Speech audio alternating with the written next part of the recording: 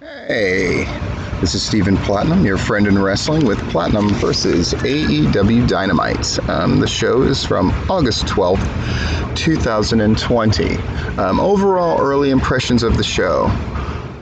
They're definitely feeling it. I don't think there's any doubt that AEW, the morale is high, the momentum is great.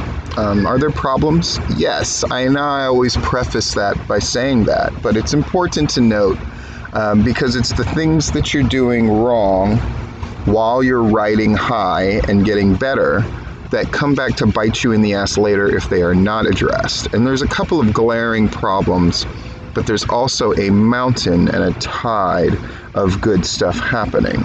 That'll make this this will sound very disjointed, and at times I'll sound like bitter wrestling fan person, but I think those important things need to be addressed, because again, it shows that it's the problems that you have on the come up. It's the problems that WCW laid in 96 and 97 that led to their fall in 99 and 2000.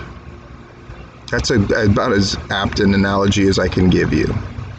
So we're opening with Taz, JR, and Tony, and the absence of Excalibur has shown one thing. They don't need him at all. That's just me being honest. Before we start the show, however, it's interesting to note what they sort of push in the transition from the show before into this one. They're pushing the tag title match, right? Which is a bit of a foregone conclusion match. Even on Tag Team Appreciation Night, nobody in their right mind thinks Omega and Page are going to lose. But nonetheless, they push that, and they push the Cassidy-Jericho rematch. And they have their opening, their really colorful, exciting, short opening, all of which I think are good and smart things in this day and age especially. And I noticed that they've put in newer clips amidst all the ones happening. Is that a big deal? I think it is. WWE Raw occasionally will put in a thing, but only when they absolutely flat out fire people. Whereas AEW seems determined to keep their thing fresh. And again, who could complain about that?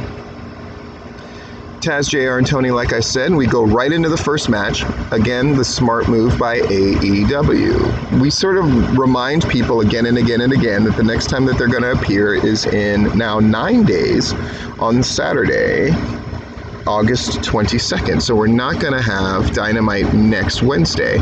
But as we see at the end of the show, they're definitely keeping the slate full on Monday, Tuesday, and Wednesday on their YouTube channel. I saw somebody deride, they were talking about the women's division and the problems that it's having. That this like tag team women's cup thing, which I make fun of, but then I also do recaps of, unlike just about anybody else in the way that I do it. But I noted that it's about how many people are watching, and about 500,000 people watched week 1. And that's far more than watch AEW Dark. So in that way, it's not a fair thing to say, oh, it's worthless. It's not worthless. If you're getting, double and then half again the amount of viewers that your Tuesday night thing is getting, it just goes to show the power of not having mostly foregone conclusion matches. I'm not saying they need to change Dark's format, but it has been telling that no matter what they do with Dark, the same amount of people watch. The same amount of people watch as it's happening, and the same amount of people watch eventually. Interesting. I noticed the Initiative was not on the Lovable Loser tag team was not on Dark, and I thought, oh, maybe they're going to be on this Dynamite tag team thing, but they weren't. So, bummer. Hope they have them back soon. I really like them. I really like Brandon Cutler. I like him teamed up with Peter Avalon. I think it's good for Peter Avalon. And of course, I adore Leva Bates. So it is what it is. All right, let's get into the show. Sorry. We open with the Young Bucks against the Dark Order, the best tag team Dark Order, which is Evil Uno and Stu Grayson. Dark Order attack them as they're coming to the ring. Which is an interesting thing to do. And they don't do it in such a way that the referee looks like a complete moron, meaning they're beating them up in the ring and then going, start the match, as the Young Bucks are lying there destroyed. But they attack them before. A couple of notes I have about this match. Remember, I'm not a break down every move of the match guy unless I think that it's relevant to the instruction that I'm giving and the story that it tells. Beyond that, you can just watch the match yourself, after all. If a match is particularly amazing or noteworthy for something, I'll let you know that too, so you can go find that match if you haven't watched. But this is mostly for wrestling people, who I would assume would be watching AEW Dynamite anyway, or they should be, right? You're trying to get a gig there. It's why I pay attention to Raw, even though it's the most wretched 3 hours of my week most of the time. It's important if you're in the wrestling business to keep up with what's going on. I don't get this new thing of being proud of being ignorant. That is stupid. So number 5, Alan Angels, does a great job on the outside of the ring. He is not in this match, but he has taken the role of being the overly enthusiastic Dark Order supporter. I think it's really cool. I think it's really great. And I know this sounds weird because it has nothing to do with him actually wrestling in a ring or cutting a promo or something like that, but he's making the most out of the role he's given and making it something special and exceptional. And again, I just think that he's doing a great job, and I want to put that out there. The Bucks win via roll-up after kind of a back and forth match. And we're in our tag team thing. Tag Team Appreciation Week. They push, at this point, Cody against Scorpio for the TNT title. Shida is going to be in action, which means she's going to be wrestling someone we don't know. Somebody who was complaining about AEW's women's division brought up a really great point, which is, what if they had given Shida the thing that they're doing with Cody? That Shida has tried to sort of put out there, like, I'll take on anybody, in the same way kind of Cody is. It's hard to imagine. It would have been interesting, Shida wrestling all these sort of top stars that would come in, but they're not doing that. And they put it best. They said Shida works every other week for a 7-minute match that you know she's going to win. They acknowledged the fact that she had gotten really, really good, but that nobody was there to play off of her. I mean, she's not really mired in a feud. She isn't. The match she had with Penelope Ford was really great, but then Shida won and it's done. And Penelope Ford's kind of lounging. Britt Baker, they're doing stuff with while she's hurt, but she's lounging. And then they have this women's tag cup thing, which is apparently going to play out until we get to, is it the 22nd where it's happening? Yeah, 22nd. Yeah. Anyway, so Shida's wrestling, which is now code for, but no one of consequence or note. It's a bummer. She deserves better. I think her and Nyla and Penelope Ford are the ones that could wrestle on any stage, but they're the only ones right now. Moxley is going to make an appearance. Okay. And then we're going to have that thing with Rock and Roll Express, Tully, and Arn. I hope this thing isn't, I write in my notes here, I hope it isn't as disappointing as the Jake and Arn promo turned out to be. And as it turned out, it was phenomenal for unexpected reasons. Really great. And we're going to have, super cool. Super cool. Omega and Page against Jurassic Express, the two that are a threat in any case. And MJF is going to do his thing as well. Come back from commercial, and MJF is indeed going to do this promo. I like that MJF, all the things that he complained about the first time, like, I don't like this gum fire, whoever it is, this time he was pleased with the gum. He still gives the female employee, harasses her, tells her to smile, all that stuff. Very heelish. Very heelish. MJF cuts the promo, really runs down Moxley in a big way. Moxley, though, instead of just taking it, which is what happens in the WWE, the faces just have to absorb all the hate from the heel unanswered most of the time, and it's so dumb. Moxley does show up, and MJF is going to cut him off at the pass. He always comes in from there. I mean, just because you know where a thing is going doesn't mean you shouldn't do it. And that's something that AEW has learned that the WWE has forgotten. So MJF sends all of his minions and Wardlow his badass bulldozer out to intercept. Moxley, of course, comes through the regular entrance, the last place anyone expects him to, and attacks MJF. And let me say that Paradigm Shift DDT looks like murder. It is amazing. And he leaves MJF laying. Now, people can debate back and forth whether this was good to do, bad to do. If MJF is going to continue to run down Moxley, he has to pay the price, and he pays the price. And it looks great. And then Moxley goes to the back, which is great, because if he sits there and cuts the promo from the ring, why isn't Wardlow and company coming to get him? Instead, he quickly exits to the back, and then in some dark and dusty room where he would not easily be found, he cuts the promo from the back. Good stuff. Really sets up their thing for All Out on September 5th. Hardy does the thing about Guevara. Hardy cuts that promo where he's switching back and forth in what he's saying, but not in a comical way. And like, 10 days of medical clearance we've established. And then it's another way for Hardy to sort of promote this fact of like, but 10 days means August 22nd, which is our Saturday show that we're having at 6.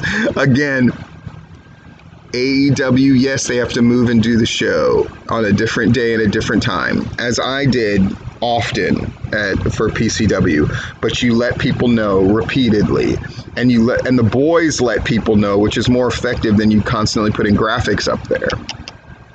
August 22nd, August 22nd. Good stuff. Good stuff. As Hardy is getting more and more irate, somebody's walking near him who's got kind of a Sammy Guevara-ish look because they have a cap on. And Hardy attacks him, but it's Mike Posey. As soon as he attacked him, I said, is that Mike Posey? And sure enough, it was. And so now Hardy looks like he's kind of losing it, and Guevara is sort of winning the psychological war, which is great. We push the fact that Cody is going to wrestle Scorpio Sky when we come back from commercial break. And before we go to commercial break, Scorpio Sky makes his entrance and does it by knocking down this door on the entranceway. Very symbolic, very cool, even though it's so simple, because I go like, these guys are telling their stories and they're making these entrances matter and all that stuff.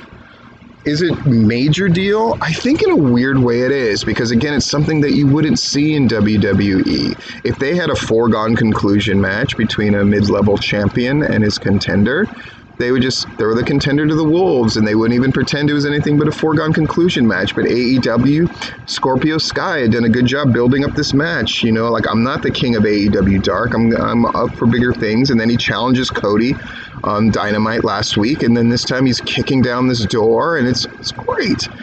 They get a split screen, as they should, for this match. It's an incredibly good match. And countering Scorpio Sky's TKO into the Crossroads was great. Having Scorpio Sky kick out was great, and then he gets beat with a second Crossroads. I'm sorry to do such a cursory skip over this match. I did want to emphasize the things that I think really worked, and it just works. And people might be lamenting, well, where can Cody go from here? Dude, they're just riding this wave, and it's great. And it's okay to enjoy riding a wave.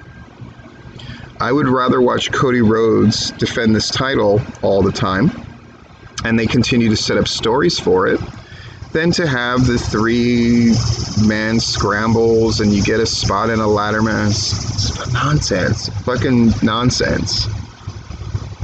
By the way, he's got a shiny new TNT title. It looks really good. And then after this match is done, Brody Lee in a video, he's got the old TNT title, and he challenges Cody. And it's the best Brody Lee promo to date in AEW. And it really does set up this, like, oh, this is going to be amazing. Really, really great. And you do get the feeling that in recent times, the Dark Order is gaining momentum. And while they're not the main event high-level threat that they were originally booked to be, you do get the feeling that, and Brody Lee points this out, we beat the Elite in this match, we did this, we've done this, and now I'm coming for you. Great shit. Great shit. Then they have a cool segment that they go back to 3 different times of asking a current tag team in AEW who's their favorite tag team for tag team appreciation. Again, reminding us that this is tag team appreciation and they mean it. And Private Party says the Hardys, of course. Good shit. Because I'm curious what other teams are going to say now. I think it's badass. Match number 3, Jurassic Express come to the ring, go to commercial, come back. They're taking on Omega and Page. Again, a solid match. I think at times it's hard for them to shoehorn Marco Stunt into doing spots. This one, it seemed to go a lot smoother. And Omega taking the heelish role, I think, helps. Where it's like, I'm the bully who beat up Marco Stunt. I got the reference. I thought that was great. And the smooth work, they found much better ways to do Luchasaurus. They made him the heavy bulldozer in this match, which is what he should be. They still let him do some amazing physical things, but they didn't take away from what makes him special. And that's why this tended to work much better for me. There wasn't any slam bang boom, oh my god, Omega and Page almost lost moments in this. They just more or less straight up won this match, which was a competitive match, but one which Omega and Page looked strong. And I think that was the right move. And then we have a bit where Santana and Ortiz, after destroying the van last week, and people loved it or people absolutely hated it. Most people hated it. I thought it was fine as long as they continue to follow up, and they are. Santana and Ortiz bringing SCU's gear out and ruining it in the shower. It's great. Santana and Ortiz are reveling in being heels. Notice the power of what I'm saying in AEW, which would claim on the surface, and Cody said in his interviews, oh, faces and heels, that's stupid. But clearly they know that that's the way to go. And so they have Santana and Ortiz as heels. Come back from commercial. Butcher and Blade, who's your team? Awesome. They picked the Road Warriors. What a fucking phenomenal choice, because they're like meat and potatoes, man. Like us. Great. And now we go into the great segment with FTR, who are kind of on the side of Arn and Tully, and Rock and Roll, who were there with the Young Bucks. Young Bucks put Rock and Roll Express over. FTR put Arn and Tully over in really good promos. Anybody who wants to tell you that these were not great promos are fucking bullshitting themselves. This segment was full of them. Arn's okay, but Tully's promo absolutely fucking rules, questioning Arn's loyalty in wearing the Nightmare patch. Arn defends it. It's like, I'm a man and I can do what I want. This is what I'm doing. And Tully runs him down and runs down FTR to an extent. And the Young Bucks of like, you say how great you are. You don't have titles, so you ain't shit, basically. And it's fucking awesome. And Tully Blanchard has done something that none of the old timers have done to this point, which is cut a promo that is not just as good as the one he used to cut, but might be better. Kudos to Tully Blanchard. And Tully Blanchard cut some great promos back in the day. You don't believe me? Go fucking find them. But this one was phenomenal. Then there's this idea that Arn might get attacked by Tully's guy Sean Spears. So Arn goes out to confront him. This is what I mean by details and moving parts. They make sure the right people are in the ring at the right time. FTR goes into this knee injury thing, which is why they dipped out of the match, which cost them and the Elite the match against the Dark Order. But then now we see that knee injury was clearly faked. It was just so they could get the Rock and Roll Express in the ring. Some chaos happens where Ricky, who is the hot-headed one, has been established in the past, pops off and hits Tully, which prompts FTR to attack Ricky Morton and fucking spike piledriver him in the ring. Phenomenal. High marks all around. If you didn't like this, fuck you. It's really great. Alex Marvez is back there with Mike Chioda. By the way, a nice subtle fuck you to WWE for picking up Mike Chioda. And I mean, again, AEW's winning the fucking morale PR war. They're winning it, folks. They may be losing money in the process doing it, but they're winning it. They're setting themselves up for success and good-natured and good feelings. A friend of mine said recently, well, yeah, but David and Goliath, I mean, WWE's Goliath, they're not going to get good press, but they don't give themselves an opportunity to get any. And AEW has proved pretty masterful at outdueling them as far as PR goes and engendering good feelings. So Mike Chioda's there, and Jericho comes out and does a very sinister, I helped you keep your job, remember that? But if you want to get signed on here, I don't know, maybe we, do business with me. Sort of setting up an ominous story for the Orange Cassidy Jericho thing. Let me say something about Orange Cassidy Jericho. They've done such a good job of building this thing, and people may not like it, but they've done it in an AEW way, and it's clearly working. The finish and execution of that finish in the Orange Cassidy Jericho match is god fucking awful. So fucking bad. I'm going to get into that when I get to that match. We're almost there. We get a split screen, and we get a Sammy Guevara promo with the cards again, which is not only funny, not only engaging, not only a different way to approach this problem of we've got a split screen, but we don't have audio for the wrestling part. Somebody I was watching with suggested they should have a match finish during this, and I just went, no, it'd be fucking terrible. But having Sammy do the thing with the cards where he's just taunting Hardy, because they'd already set up the precedent that he was getting in Hardy's head, that he had split him open and all that stuff. I mean, Sammy just leaning into the heelness of it. I loved it. Number 4, now we have Shida's match, which has been buried on the quote-unquote semi-main, but realistically in a spot of the card that matters the least. And it's Heather Monroe in a foregone conclusion match against Shida. And again, Shida looks really fucking great here. We get a commercial for All Elite Heels during this thing. Shida wins with a submission thing, which is great. And then we interview Shida, who, again, just delightful. Ring work is improving. I love that they continue to give her promos, and she's basically going, bring it on. Someone come get me. I guess which is the only way you can go is like Shida's like, I'm super dominant, someone come get me. So they can set up somebody. But like, who are we setting up? Are we setting up Abaddon, or what are we doing? What are we fucking doing? Everybody else is tied up in the tag team thing. Fuck, man. They're really dropping the ball with the women's division, and they really drop, and guys who are supposed to be helping carry this company are dropping the ball. That's the other major problem that they have. We get a Jake promo at this point, and as he's talking, Lance Archer is beating everybody's ass. Then he disrespects Jake, like ripping open his shirt, pulling down the back of his shirt, and it just says everybody dies on his back, and Jake has let Lance Archer down. So the angle that they're going is Lance Archer is out of Jake Roberts' control. At least it's something, and it's something to separate him from the other monstrous people that they have, such as Brody Lee, who's clearly in control of what he's doing and hitting his stride as the leader of the Dark Order, and Brian Cage, who, where the fuck has Brian Cage been, by the way? Where the fuck has Brian Cage been? We set up what we're going to see on Monday night. This is where they go Monday, Tuesday, Wednesday. Here's what's happening. So they're not going to have Dynamite next Wednesday, but the following Saturday on August 22nd. What are we setting up? On Monday night, we're going to have the semifinals of the Women's Tag Team Cup. It's got a really long title. It's Little Swole and Big Swole against the Nightmare Sisters, Allie and Brandy. And then we have Ivelisse and Diamante against Anna Jay and Tay Conti. And I think they've really found a star in Tay Conti, somebody they can have. Little Swole, by the way, also great. I'm going to do the 2 matches from the last 2 matches of the first round from the tag team thing. I'm going to record that right after this and try to get both of these videos out today.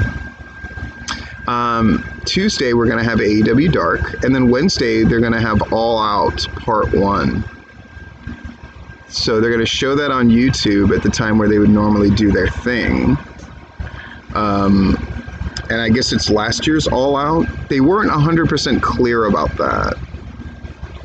Is it a promo for this year's All Out? I seem to imply that they were going to show half of last year's All Out. Okay. Sure. They push again Saturday, August 22nd. AEW is going to be at 6 p.m. or whenever the NBA game preceding it ends. And this can go either way for AEW. It's either going to be a boon. It's certainly a chance to get new people to watch, especially if they promote AEW throughout the NBA game, which I assume they're going to do. I will watch that NBA game to see how much they are actually promoting AEW. Plus, I love the NBA. We're going to have FTR against Private Party. Bucks and Omega against 3 members of the Dark Order. Okay. The finals of the women's tag thing. Okay, that's happening here. An appearance by Darby Allin. Okay, boy, they're trying to hit all the demographics, aren't they? Butcher and Blade and the Lucha Brothers, who are undefeated as an 8-person conglomerate, versus the Natural Nightmares and Jurassic Express, the 2 that are actually a threat. Good. And Cody against Brody Lee. Wow, big fucking show. They show a bunch of clips of what's led up to Jericho and Cassidy, and we have set the stage, and here we motherfucking go.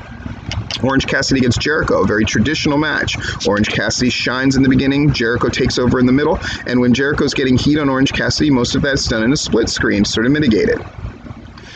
Things I loved. Jim Ross talking about Bob Caudle was fantastic, and again, it's just another advantage that AEW presses over WWE. Tony reminds us of the story of Mike Chioda. What's the deal with him and Jericho? To remind us of that. Really, really good. Jericho, the way he took those dragon leg whips, people are going to defend it as no, blah, blah, blah. Dude, horrible. Jericho looks like shit. And the way that he fucked up that mousetrap at the end for the finish. If you've got 3 acts, play, 3 acts in storytelling. The 3rd act is the most important because the finish is what people remember and that's the impression they get. The 1st act is important because that establishes everything. It's the 2nd most important and the middle stuff doesn't matter. So, yes, they did the 1st act really, really well. The 2nd act went well, but they're additionally... It is even of less importance because it happens during a split screen for the most part. The 3rd act, they completely fucked up. And anybody who wants to tell me differently, fuck you. And the thing is, I had to watch Dynamite a little bit later because one of the projects I'm helping somebody with was taking place at between 8 and 9.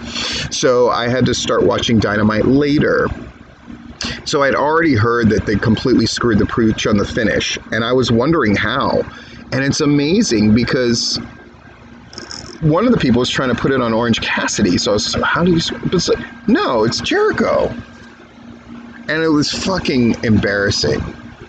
How bad was it? At a moment that's supposed to be Orange Cassidy overcoming all odds and him and his best friends overcoming all this stuff and tying all this stuff in, it was as egregious... Though not on the same scale, but it was just as egregious a fuck-up by the veteran who is supposed to be passing the torch as Hogan, Sting, Starrcade 97.